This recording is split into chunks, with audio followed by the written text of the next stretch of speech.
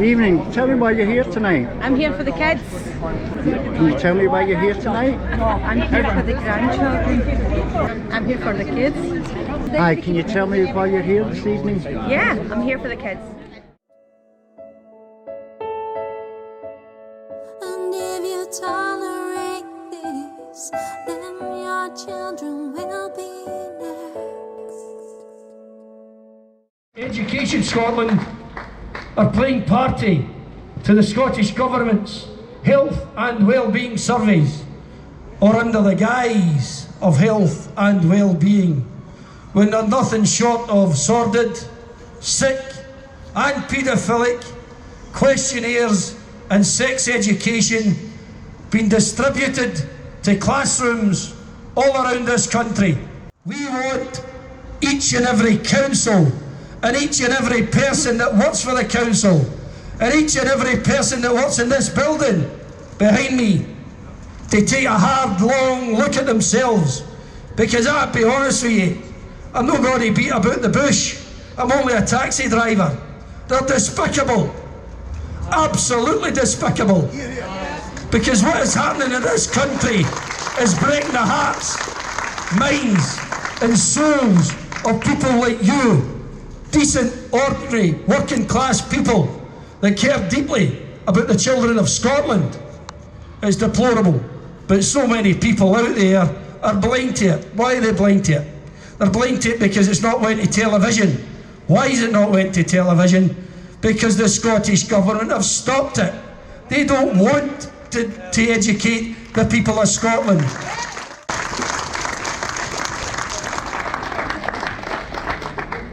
Amid all the other problems with this organisation, they just can't tell the truth.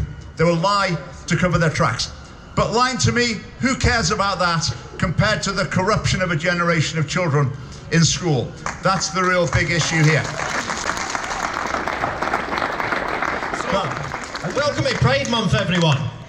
The month where corporations adopt and overuse rainbows in order to ruthlessly and mercilessly merchandise gays, lesbians and bi people.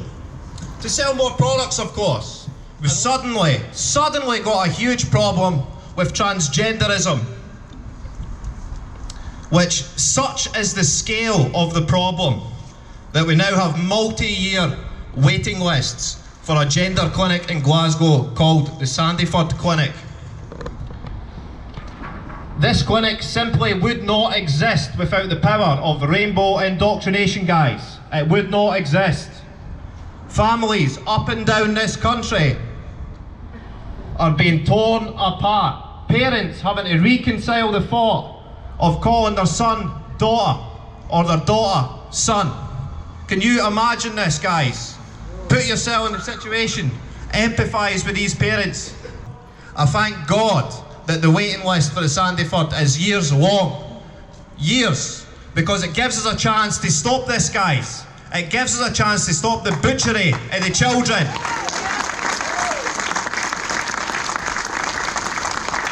So first of all, my name is Katrina Taylor. I'm a retired head teacher from a Catholic primary school in Edinburgh. But for the last 6 years, I've been doing supply cover because I love my job. I am a passionate teacher, but I'm a very, very angry teacher right at this point in time. And everything was well in schools until 2019, when Education Scotland decided to have a refresh of the national curriculum in education. And part of that refresh was the health and wellbeing policy. And this was apparently to enable our children to come to grips with what was going to happen and how life would be in the 21st century. So consequently, this was published in 2019. Were you, as parents, aware that this was going to be happening? Because as a teacher, I wasn't aware that it was going to be happening. But then, of course, 2020 hit us. We had the lockdown, we had government mandates, we had schools closed, and of course, consequently, for 2 years, parents have been banned or excluded from coming into schools.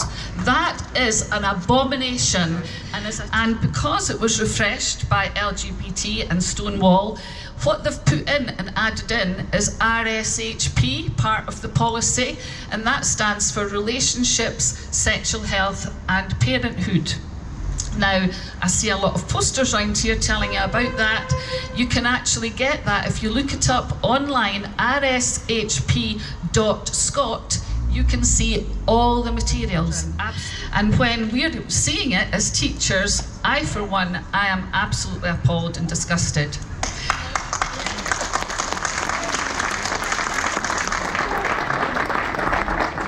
Why should we be concerned about this programme in schools? As a teacher and a parent, I'm concerned because, in my opinion, the materials included are definitely not age appropriate. They are sexually explicit. In my opinion, they use totally inappropriate language that at best embarrasses children and at worst traumatises them. I've had umpteen telephone calls from parents telling me that their child has come out of school totally traumatised by what they've heard in lessons. This takes away their innocence, it encourages sexual curiosity, it causes confusion, and the materials throughout, including slides and films, some of which are pornographic, normalises underage sex and promiscuity, homosexual, lesbian relationships, and it indoctrinates the children into thinking that it's normal to question whether or not they are the right gender and in the right body. And the problem is, you, as parents, have no right to know any of this is happening to your children as well. You have to think, what are your rights as a parent? So it is your fundamental right to be the first educators of your children. You decide what you want to educate them on, how you want to educate them. It's your right to choose the type of education that you want for your child. It's your right to decide when it is appropriate for your child to learn about sexual relations and within the security of knowing you and their loving family, and that the sexual relations are done in love. It is your right as a parent to know what is being taught to your children, and it is your right to remove your children from these unacceptable lessons if you so wish. As parents, you should be able to trust that your school is offering the appropriate academic curriculum for your child and not sexualising them from nursery age onwards.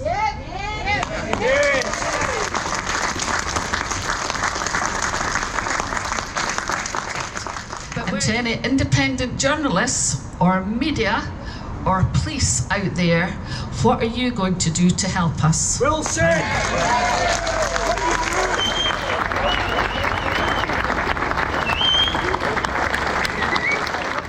I'm going to go beyond, because I'm interested in trying to set up some kind of union or association, something like what was set up 100 years ago for people to fight back against things. And I'm hoping to organise a conference in November, which I hope you all come to try and look at these various issues, because it's not just for me, it's not just about the sex issue, it's other issues as well, where we find that what we have essentially in schools today is not education, but indoctrination, and that's a real concern I have.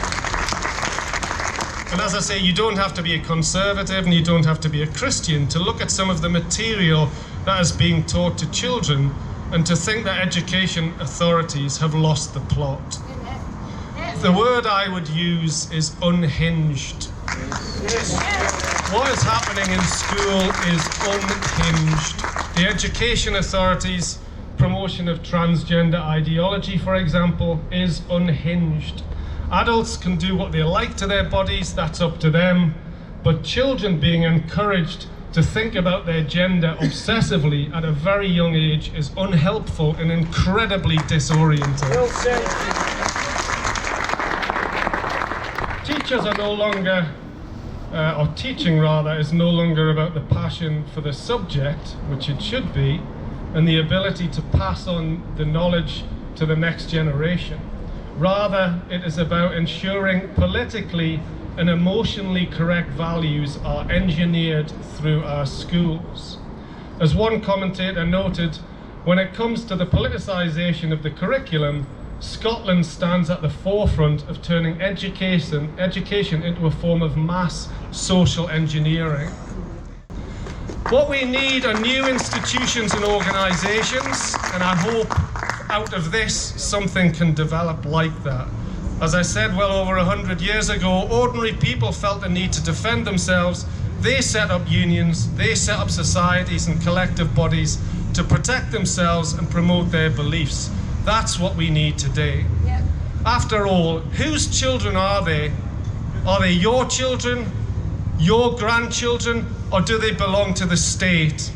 School should be a place of learning. It should be about knowledge. Believe it or not, it should be about maths, English, geography, history, and the sciences. School should be about education, not indoctrination. Thank you.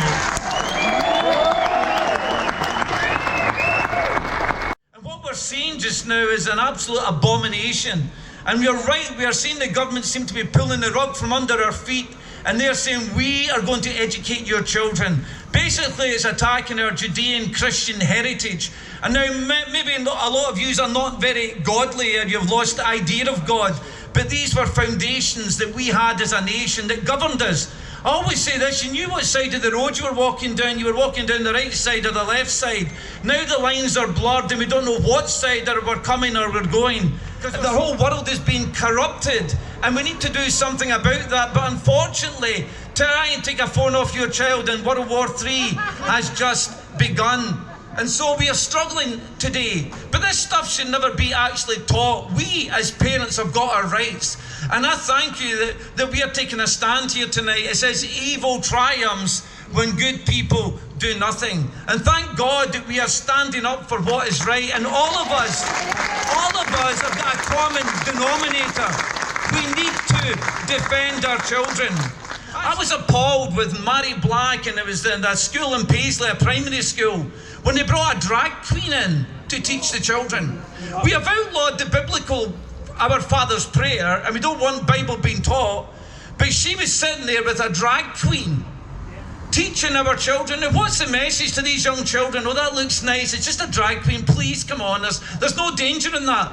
But the mind of the child saying, well, it must be okay to dress up like a woman or to dress like this, and we're sowing all these wrong ideas. And of course, Mary Black, SMP, defended it to the hilt. And then it came out that this man, Flo Job, had actually a very pornographic background and had a stage act at night and all of the rest of it. These were the people that were bringing in. And I thought, Fergusley Park, I was brought up in Fergusley Park. Couldn't believe it that Fergusley Park would have allowed this. Well, there was an uproar, but we need to have an uproar. There's so much happened now. What madness are we going through today? Listen, nothing is happening by chance. The government just seems, well, we're just evolving. No, nothing is evolving. There is an agenda, and they are driving an agenda, and they are moving towards, which is a world agenda. The battle is for our children. They want to create a new normal, and this is this language that we don't understand. And it's been rolling now, and we've been allowed ourselves to just let our morals be corroded and taken from us. It's time we stood up. Our government was there to serve the people, not to control us or indoctrinate us and turn our children into little divas that they are deliberately grooming, and it is a grooming. Listen, children are very vulnerable, and as parents and as God-given people, or just decent people, we've got a duty to protect our children. Our children are being maliciously taught filth that should never be taught. It's not the school's job or the government's job, it's the parents' job to raise our children with good values, with good morals that we can induct into them, and we can raise up the next generation. This government are determined to change the way our children are thinking. They are attacking our parents' rights. They have got not the right to teach our children. We should teach them good morals, and so that we're raising up a good generation that's going to be standing in the future for us. We need to take a stand, and I am privileged as a pastor to stand with my fellow Scotsmen and women on a common battle. This is for our children, and we need to stand firm, stand fast, and defend our children against an agenda that's out to destroy their young minds. God bless you all, and thank you again for being here. everybody for coming out tonight. I once heard a university lecturer say, "He who controls the story controls the world." Holyrood has learned from Hollywood and is now indoctrinating our kids. I pastor a large church here in Glasgow with hundreds of families. I've never heard so many parents say they want to take their kids out of the school. We are a father and mother, grandparents, deeply concerned about what's happening in our city, in our time. And we are standing here saying, not on our watch. Things have got to change. This is a day when they want to silence our voice, make us think we have nothing to contribute, to make us consider that our place has no validity. But they're our kids, not their kids. And so many of them have no kids, yet they want to control our kids.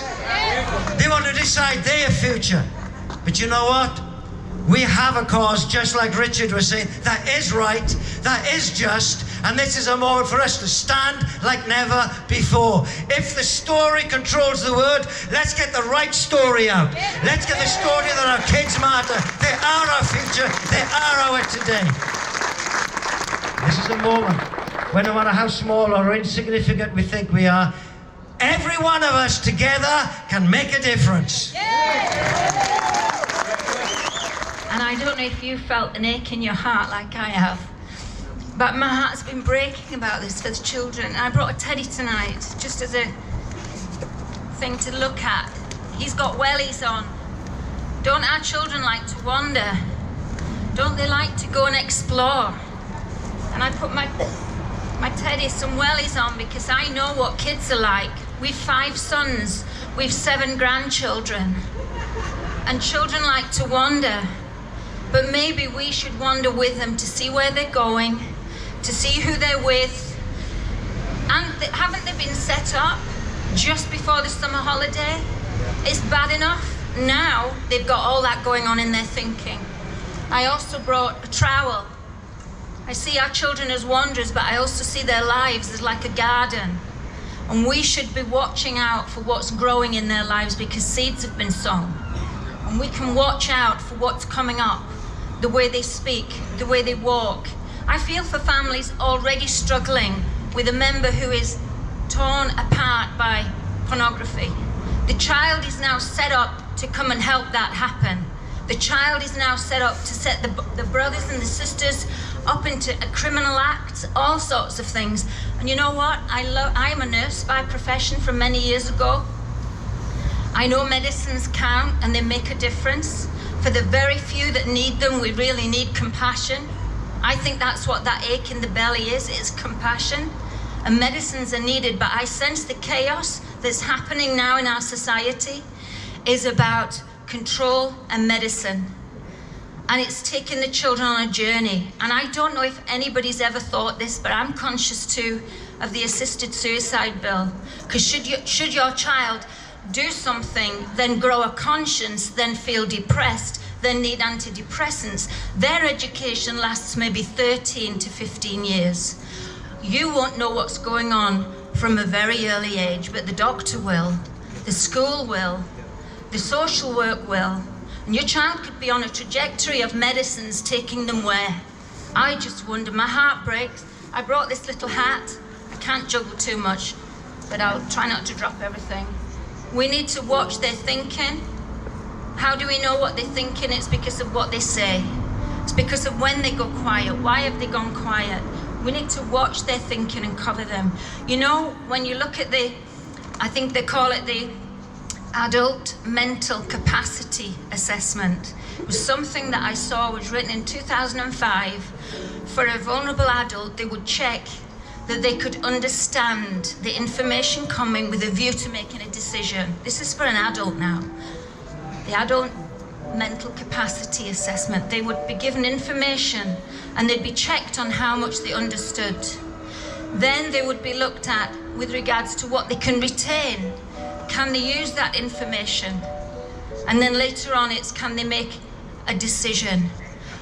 If that's the check for an adult, what are we doing to the children? We know for sure they can't make good decisions. We know for sure they change their mind. We know for sure they influence each other. I am a grandparent, and I'm mindful too that parents have become the baddie in some families' situation because the teacher says, trust me, not your mum and dad. Maybe it's the day now where the nannies and the granddads step in, take the children for a walk, do a little bit of gardening with them, and make sure they've got a lovely, comfortable hat on, and take some time to befriend our children and our grandchildren. Thank you. It's really incredible. I really am proud, humbled, and I really don't know what to say other than a huge thank you. Thanks.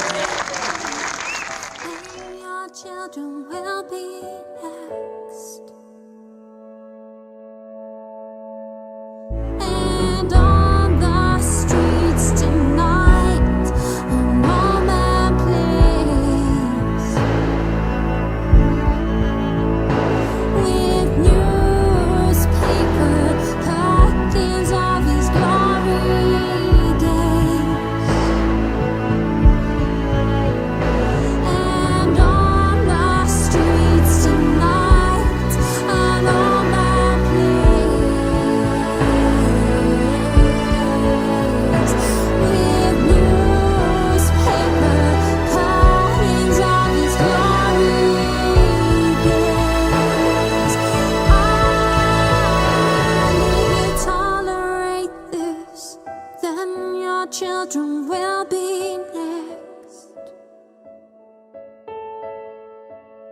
And if you tolerate this, then your children will be next, will be next, will be next.